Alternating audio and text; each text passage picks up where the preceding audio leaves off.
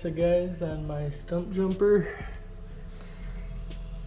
I was originally gonna go tubeless, but I had tubes on my butcher grids, so I figured I might as well have a baseline somewhere. So about to go for a test ride and see how she handles.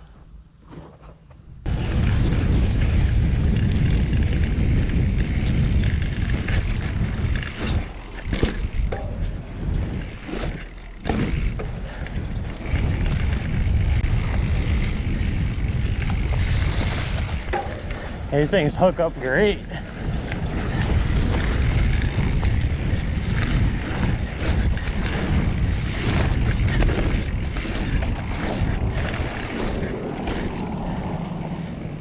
Highly impressed.